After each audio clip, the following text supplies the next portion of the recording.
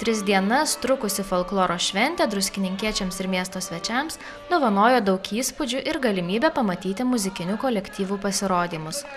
Penktadienį folkloro šventė Laimės raštai pradėta pramogų aikštėje. Ten pasirodė 2 grupės – Mykolo Romerio universiteto folkloro grupė Ritingo ir modernaus folkloro grupė Aisva iš Jonavos. Energingi ir jaunatviški kolektyvai į šventę subūrė ne tik vyresnius liaudiškos muzikos mėgėjus, bet ir jaunimą. Šeštadienį šventė tęsėsi ir buvo galima išvysti įvairių muzikinių kolektyvų iš visos Lietuvos pasirodymus. Pramogų aikštėje koncertavo Varėnos rajono kultūros centro Marcinkonių filialo folkloro ansamblis, Veisiejų kultūros namų folkloro ansamblis Packavėlė, Vytauto didžiojo universiteto folkloro ansamblis Linago. Folkloro šventėje puikiai pasirodė ir druskininkų liaudiškos muzikos puoselėtojai, Ryto gimnazijos folkloro ansamblis Racilukai, Druskininkų kultūros centro folkloro ansamblis Serbenta ir Viečiūnų laisvalaikio salės folkloro grupė.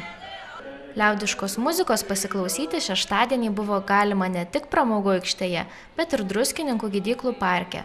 Folkloro kolektyvai pasirodė ir Vilniaus alėjoje, linksmą nuotaiką kurdami savaitgalį veikusioje tautodailės dirbinių ir amatų mugėje. Pavakarę šventės dalyviai klausėsi armonikierių koncerto, o vakaro koncerto metu buvo paminėta ypatinga proga. Druskininkų kultūros centro folkloro ansamblis Tadalėlė šventė savo kūrybinės veiklos 20-metį. Po koncerto šventės svečiai linksminosi smagioje naktišokių vakaronėje, kurioje koncertavo įvairūs folkloro ansambliai bei liaudiškos muzikos kapela Bičiuliai iš Vilniaus.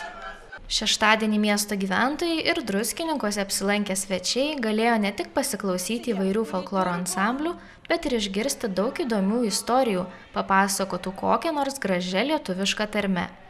O jas porijo Respublikinio pasakotojų konkurso Žodis žodį gena dalyviai. Jau 5. kartą organizuoto konkurso tikslas – gaivinti ir puoselėti pasakojimą tautosaka bei tarmes, taip pat paskatinti ir pagerbti autentiškiausius, originaliausius tautosakos pateikėjus ir atlikėjus. Glauniausia pasakorė šiais metais išrinkta Zita Kibirkštienė iš Varėnos rajono. Margionyse gimusi, o šiuo metu Marcinkonyse gyvenanti moteris porijo Jono Bakanausko iš Margionių kaimo pasakojimą, kaip dziedas su bobu turgun važiavo. Respublikinio rato laureatei buvo įteiktas diplomas ir Druskininkų savivaldybės įsteigta 500 litų premija. Antrasias 2 premijas komisijos sprendimu gavo Marija Janickaitė Mikėnienė iš Anykščių rajono ir Birutė Normantienė iš Tauragės rajono. Pirmasias vietas savo kategorijose užėmė pasakotojai apdovanoti 300 litų premijomis. Kiti konkurso dalyviai apdovanoti padėkos raštais ir atminimo dovanomis.